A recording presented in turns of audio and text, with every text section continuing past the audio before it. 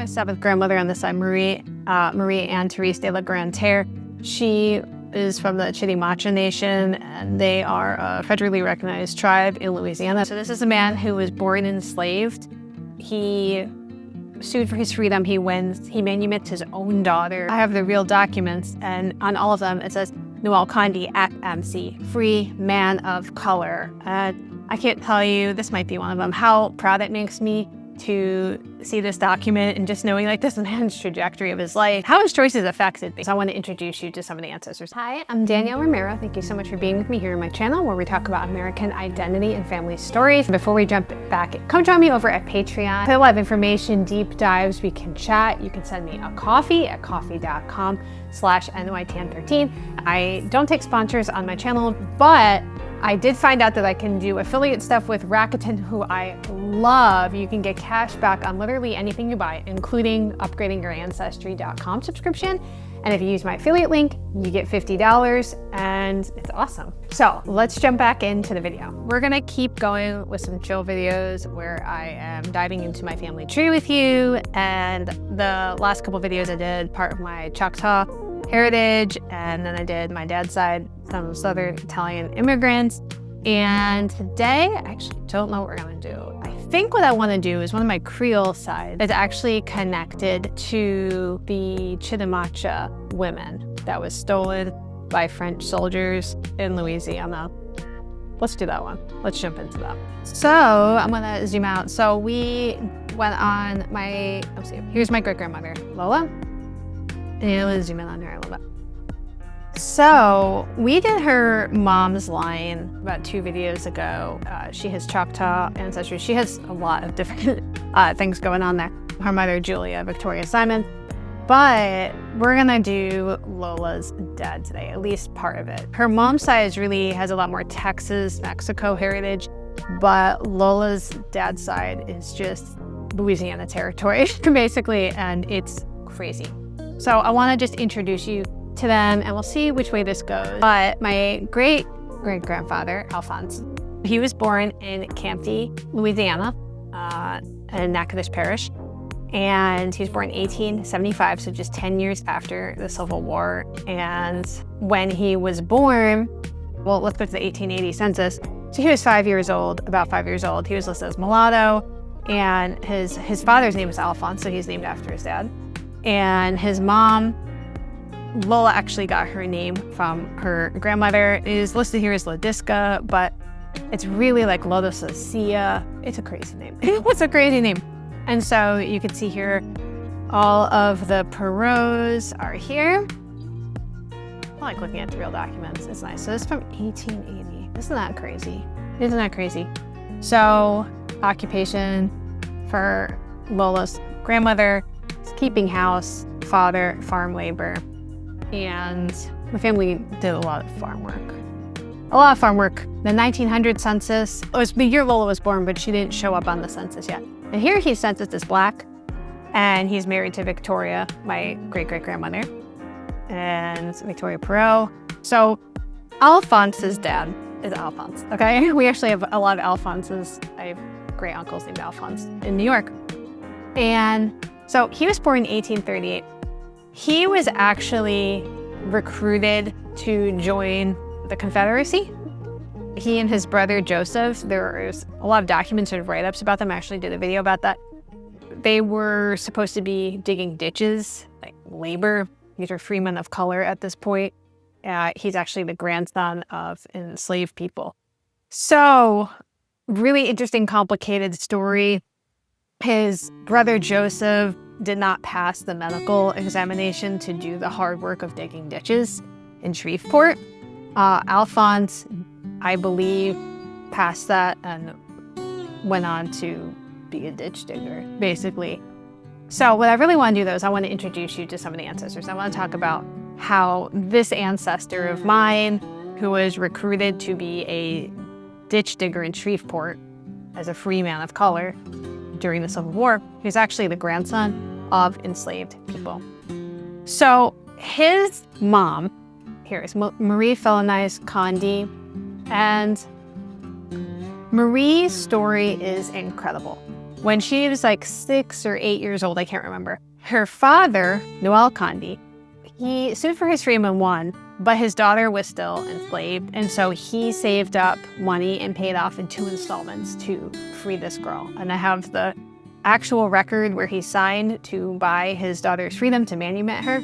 And that is this woman right here, Marie Felonise Kandi. And she ended up marrying a man named Valerie Perot. And so here she's listed as Marie Perot. Sometimes it's Mary, sometimes it's Marie. My family is obviously Catholic, so they use that. So I actually want to show you her dad's story. I've talked about him on here a lot, but this is such a cool story. So this is my 5th grandfather now. So if you go to the Slavery Petitions Project, I can leave a link, but it was super helpful to find this information. The filing date of this court case was May 3rd, 1822. So a few decades before the Emancipation Proclamation. And this is the general petition information. It says, Noel, a slave belonging to the estate of the late Antoine Kandi, is suing Benjamin Metoyer, one of the estate's testamentary executors, for failing to emancipate him according to the conditions of an 1817 bill of sale. So Noel was sold in 1817 to a new owner, and the terms of the sale had kind of outlined why he would be free by this point. We'll get to that in a second. So Noel presents that in 1817, Alexis Cloutier sold him to Kandi on the condition that he would be freed upon Kandi's death. Okay, you get that? Kandi has recently died, having appointed Benjamin Metoyer and Jean-Jacques Palais, I don't know how to say it, testamentary executors of his will. Palais is now in France and thus cannot act. And as for Metoyer, he refuses to carry out the emancipation formalities, thus violating the dead man's wishes. Noel vouches that he is, quote, above 30 years of age, and he has led at all time the conduct required by law to entitle him to his emancipation. He therefore asks the court to set him free and to cite Metoyer to answer the charge and pay the costs of the suit. So he's suing and saying, like, when I was sold, the deal was, the bill of sale said that when the owner dies, like, I should be free, okay? And it says result granted. This guy goes to court enslaved, and he's like, not only is like, you guys are wrong, like, I really should be free. And then he's like, and you need to pay for the charges, like, you need to pay for this. And he was granted. So he was freed. Now, the story does not end there. It is an incredible story. I actually went to the place where Noel was enslaved as a young boy down in Louisiana, and I wasn't allowed to walk on the property. The owner I had reached out to a person we both knew, and they were not happy to hear from me. So I didn't get to do that. I just did a drive-by. I really owe Elizabeth Show and Mills and the late Gary Mills for all of the work they have done to help me get information about this side of my family. Another thing that was really interesting about this is that after he became a free man, he ended up putting in for a land grant to get land from the government, and he got it. And so I think he had actually a couple of them. Here's the land. He ended up getting 80 acres. So this is a man who was born enslaved, and he sued for his freedom. He wins. He manumits his own daughter after saving up a decent amount of money. I think at this time it cost like $1,300 to manumit her. I can look for the documents and put them up here. A lot of money. Okay, he did it in 2 installments. And so he now is creating a new life for my family. So when I was talking about my family being farmers and stuff, they have this property that Noel got. He's putting in for these patents. Here's another one. I have the real documents, and on all of them it says Noel Kandi, FMC, free man of color. I can't tell you, this might be one of them, how proud it makes me to see this document and just knowing like this man's trajectory of his life and how his choices affected me, and we didn't even know who this guy was. We didn't even know. And so I want to show you just one of them. Here, Noel Kandi, FMC, free man of color of Natchitoches Parish. And here he is, FMC. And so he is getting public lands according to this provision. here he is. It's so awesome. It's just so awesome what he did. And this is under President James Buchanan. So this is something that I haven't had in person. I know that folks have told me you can go to Washington, D.C. to go see these documents. And maybe I will one day. I believe it was Miss Elizabeth Shown Mills said in one of her books that Noel was one of the only free people of color in this area to not be a slave owner.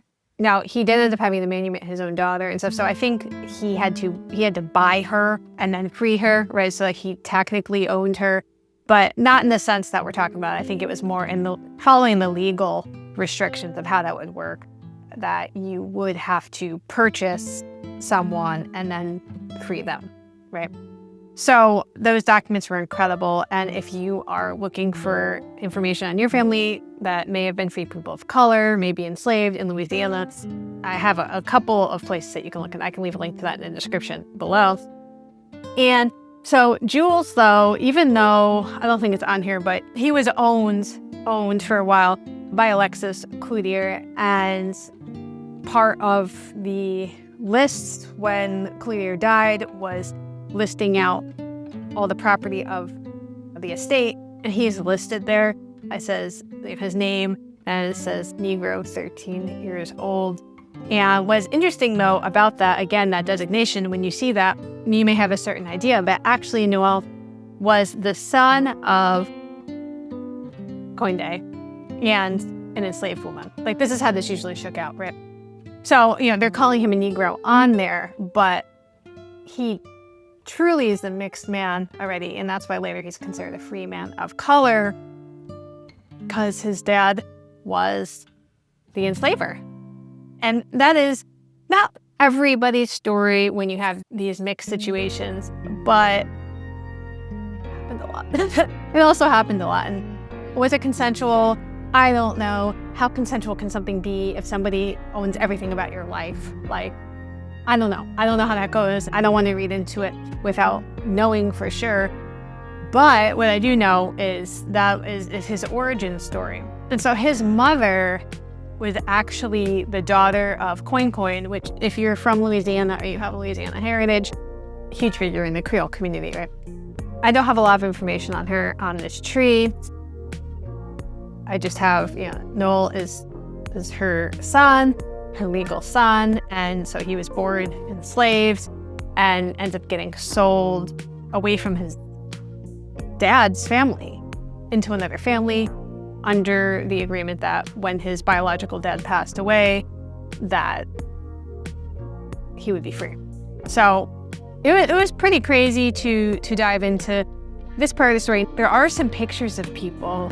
Let's see, they're a little more distant. Let me see. So here's my fifth grandfather. I have a picture of his grandson, which is really cool. So his son, Noel's son, is named Justin.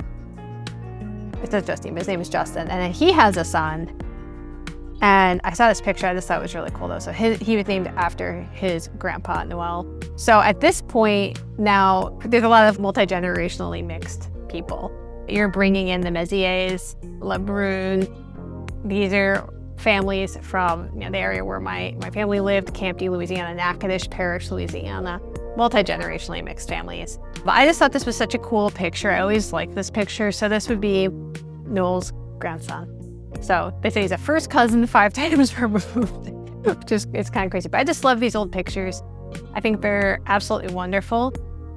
And also, this was another one I've shared on this channel, another cousin from this side of the family. She weirdly looks like my sister. It's very strange to me. This is Noel, so again, named after her grandfather, I believe. And she's so cute. So this is the same area where my great-grandmother lives, Campti, Louisiana. And so this picture was taken, let's see, when's that? She was born 3 years before my great-grandmother, and she died very young. She died at 20 in 1917. So I'm sure she knew my great-grandmother, Lola. They lived in the same area, and they were kin. I'm sure they all lived together in the same area, which I could cross-reference that, of course. And here's a picture of Noel with her mom. which is a cool picture too. I've showed this before, but you can see the Louisiana plants climbing all over this porch and their cool skirt.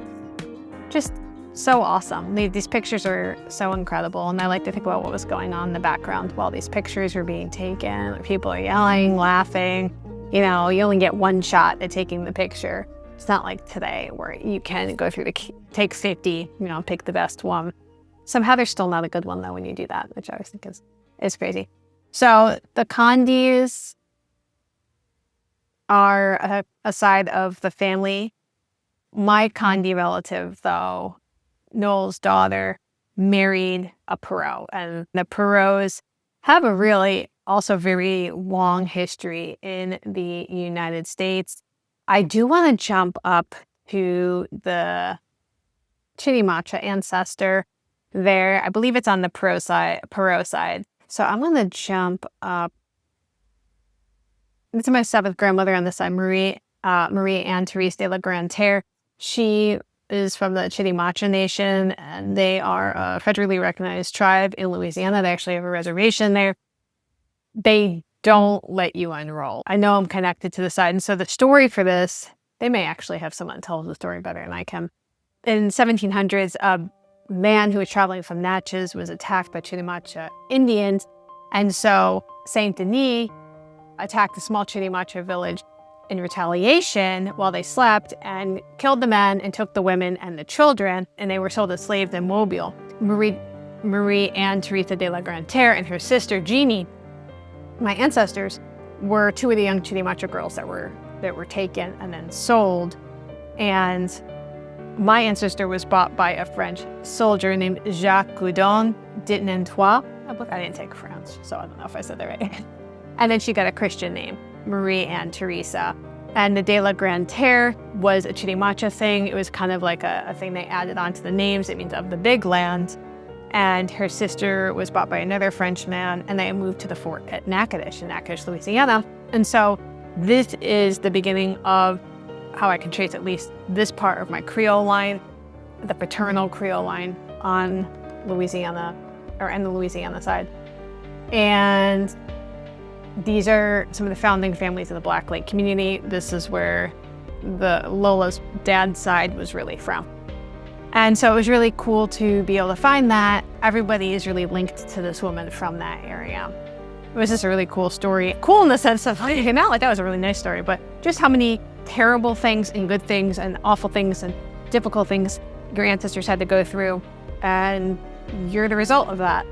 And that's humbling. It's very humbling to me. And I love seeing all of that because I think it just really, to me, at least cements how important you are as a person, that so many things had to go just a certain way for you to be sitting here with me today. And that's incredible. And I also think about all the things that you're going through or you will go through and what could lead to down the road. Kind of take the focus off our immediate situation and be connected to the past and the future of our family story. I think it's really beautiful. So this was a little bit meandering, but hopefully it was fun. Let me know if you have any relation to any of the people in this video. I'd love to hear about it. Otherwise, let me know what you think we should dive into next time. We'll talk soon.